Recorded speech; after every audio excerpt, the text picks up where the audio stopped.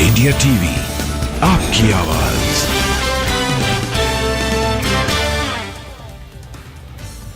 दिल्ली पहुंचने पर पीएम का जोरदार स्वागत हुआ। बीजेपी के राष्ट्रीय अध्यक्ष जेपी नड्डा समेत बीजेपी के कई नेताओं ने उनको वेलकम किया। दिल्ली में पीएम के आगमन पर दिखा जश्न का माहौल। चंद्रयान 3 की सफलता पर लोगों में उत्साह दिखा। तिरंगा लेकर पहुंचे थे एयरपोर्ट। पीएम मोदी ने दिल्ली एयरपोर्ट पर लोगों को किया संबोधित। चंद्रयान 3 से देश में उत्साह, विज्ञान में ग्लोबल लीडर बनेगा भारत। पीएम मोदी ने कहा, टेक्नोलॉजी में लगातार आगे बढ़ रहा है देश, भारत के प्रति दुनिया का विश्वास बढ़ा है। लैंडिंग पॉइंट का नाम शिव शक्ति रखने पर बोले पीएम, शिव की बात होती है तो हिमालय याद आता है, शक्ति की बात होती है तो कन्याकुमारी। जेपी नड्डा ने कहा, पीएम के अथक प्रयास से सफल हुआ चंद्रयान मिशन, आज पूरे देश को हो रहा है गर्व। नड्डा ने कहा, साल 2019 में चंद्रयान 2 असफल होने पर पीएम ने वैज्ञानिकों को दिया था हौसला, आज सफलता उसी का नतीजा है। पीएम ने आज इसरो में की वैज्ञानिकों से मुलाकात, चंद्रयान 3 पर सफलता पर बधाई दी। पीएम के भावुक होकर गले लगे वैज्ञानिक, पीएम मोदी को फूलों का गुलदस्ता देकर उनका स्वागत किया। पीएम मोदी ने वैज्ञानिकों की टीम के साथ फोटो खिंचवाई। चंद्रयान 3 मिशन के सभी वैज्ञानिक शामिल हुए। पीएम मोदी ने इसरो कमांड सेंटर में देखा चंद्रयान 3 का मॉडल। डायरेक्टर एस सोमनाथ ने पीएम को बारीकियां समझाई। पीएम इसरो के कमांड रूम पहुंचे। वैज्ञानिकों ने ताली बजाकर पीएम का स्वागत किया। इसरो के वैज्ञानिकों के बीच भावुक हुए पीएम, कहा, भारत में आते ही आपका दर्शन करना चाहता था, आप सबकी मेहनत को सलाम है। अपने संबोधन में बोले पीएम, ये कोई साधारण सफलता नहीं, हम वहां पहुंचे जहां कोई नहीं पहुंचा। पीएम मोदी बोले, India is on the moon, हमने डार्क जोन में जाकर रोशनी फैलाई है। पीएम ने वैज्ञानिकों को धैर्य, लगन और जज्बे को सैल्यूट किया, कहा, हमारी कामयाबी पूरी इंसानियत के लिए है। पीएम ने चंद्रयान 3 के लैंडिंग पॉइंट को नया नाम दिया, कहा, लैंडिंग पॉइंट को शिव शक्ति कहा जाएगा। चंद्रयान 2 के लैंडिंग पॉइंट का नाम होगा तिरंगा। पीएम ने कहा, आज का भारत में भीख भारत है, पूरी दुनिया साइंटिफिक पराक्रम का लोहा मान रही है, हमारे वैज्ञानिक देश को नई ऊंचाई पर लेकर गए। अपने संबोधन में पीएम ने इसरो की जमकर तारीफ की, कहा, इसरो ने देश को 3rd रो से 1st रो में ला खड़ा किया है। पीएम बोले, वैज्ञानिकों की साधना देश को पता चलनी चाहिए, आज देश के बच्चे बच्चे की जुबान पर इसरो का नाम है। पीएम ने ऐलान किया, 23 अगस्त को नेशनल स्पेस डे के तौर पर अब मनाया जाएगा। इसरो चीफ सोमनाथ ने पीएम को चंद्रयान 3 के मॉडल गिफ्ट के तौर पर दिया। चंद्रयान के भेजी तस्वीरों को भी तोहफे के तौर पर दिया गया। पीएम ने चंद्रयान 3 मिशन में शामिल इसरो टीम की महिला वैज्ञानिकों से भी मुलाकात की, सफलता के लिए बधाई दी। पीएम ने चंद्रयान 3 की सफलता को बताया एक्स्ट्रा ऑर्डिनरी। इसरो ने पीएम को रिट्वीट कर शुक्रिया कहा। पीएम मोदी का एयरपोर्ट से इसरो कमांड सेंटर तक का रोड शो हुआ। कार के बाहर लोगों का हाथ हिलाकर अभिवादन किया। सड़क के दोनों तरफ उमड़ी थी लोगों की भीड़, तिरंगा लहराकर लोगों ने पीएम का स्वागत किया। पीएम एथेंस से सीधे बेंगलुरु पहुंचे थे। एयरपोर्ट पर लोगों ने किया जबरदस्त स्वागत।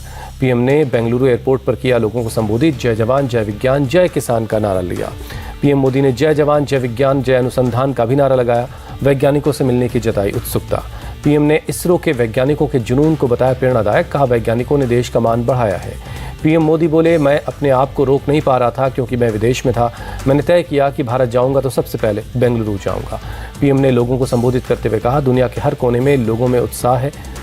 पीएम ने ग्रीस दौरे का भी जिक्र किया, कहा, जो माहौल वहां है वो ग्रीस में भी था। कल एथेंस में भारतीय समुदाय के बीच थे पीएम मोदी, कहा, चांद पर तिरंगा फहरा, भारत ने दुनिया को दिखाई अपनी क्षमता। पीएम ने कहा, भारत आज दुनिया की 5वें नंबर की अर्थव्यवस्था है, जल्द ही टॉप 3 में शामिल होगी। पीएम ने भारत के विकास को चांद से जोड़ा, कहा, 9 साल में 25 लाख किलोमीटर ऑप्टिकल फाइबर बिछाया गया, जो धरती और चांद की दूरी से 6 गुना ज्यादा है। पीएम ने 700 जिलों में 5G सेवा का जिक्र करते हुए कहा, यह टेक्नोलॉजी उधार की नहीं है बल्कि मेड इन इंडिया है। पीएम ने भारत के रिकॉर्ड्स के बारे में बताया, कहा, भारत में दुनिया का सबसे ऊंचा रेल ब्रिज है, सबसे बड़ा क्रिकेट स्टेडियम है और सबसे बड़ा सोलर विंड पार्क है। पीएम ने एथेंस की यात्रा को बताया खास, कहा, दुनिया के सबसे पुराने जीवंत शहरों में से एक वाराणसी का मैं सांसद हूँ, एथेंस भी एक प्राचीन शहर है।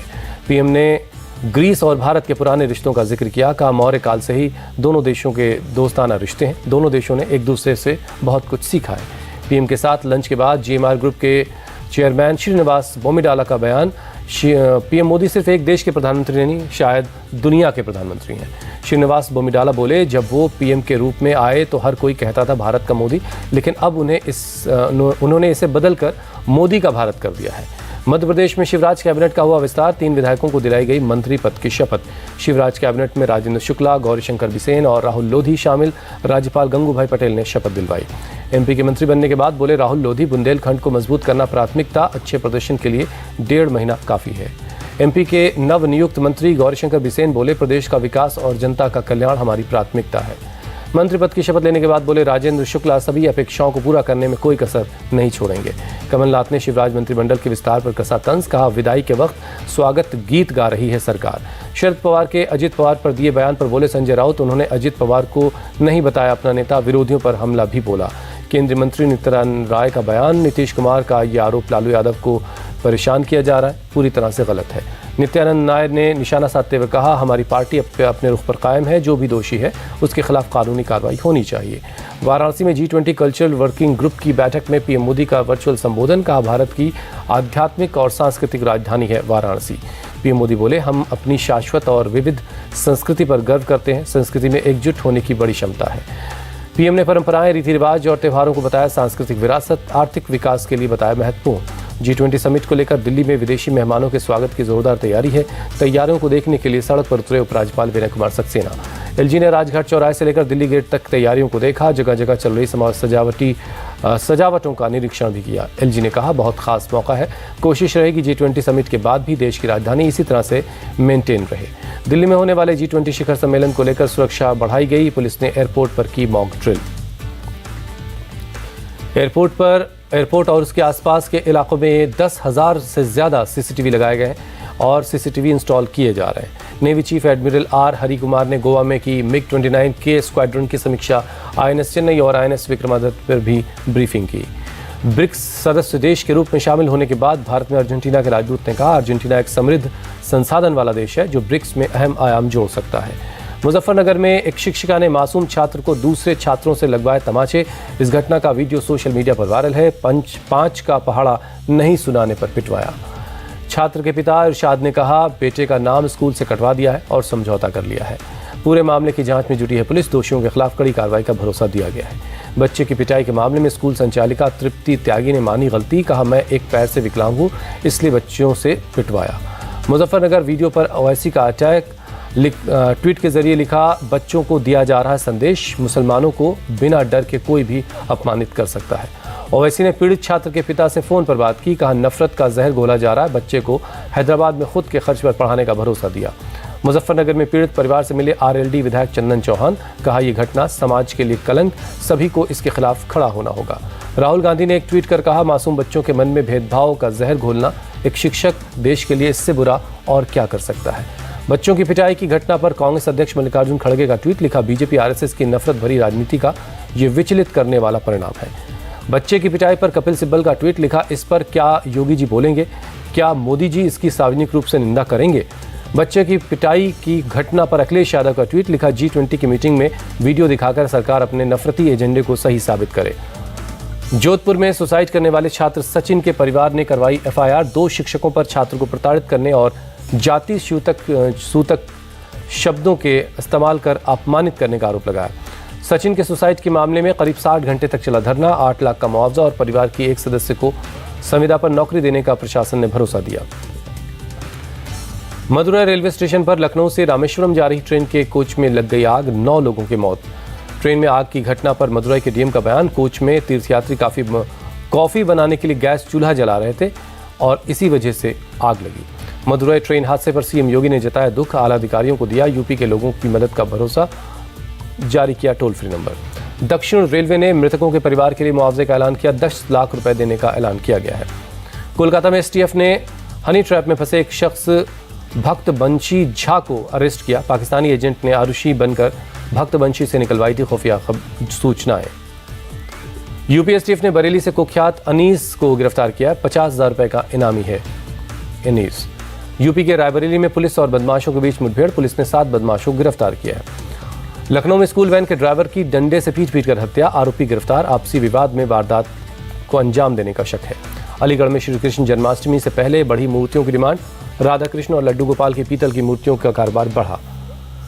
हिमाचल प्रदेश सरकार ने बाढ़ और बारिश से करीब 6,747 करोड़ के नुकसान की रिपोर्ट गृह मंत्रालय को भेजी है, आर्थिक मदद की मांग की है। हिमाचल प्रदेश में अगले कुछ दिनों तक बारिश की आशंका है, मौसम विभाग ने जारी किया अलर्ट। हिमाचल प्रदेश में अलग अलग जगहों पर कई दिनों से खड़ी गाड़ियां सब्जी खराब हो जाने की वजह से उन्हें नालों में बहा दिया गया।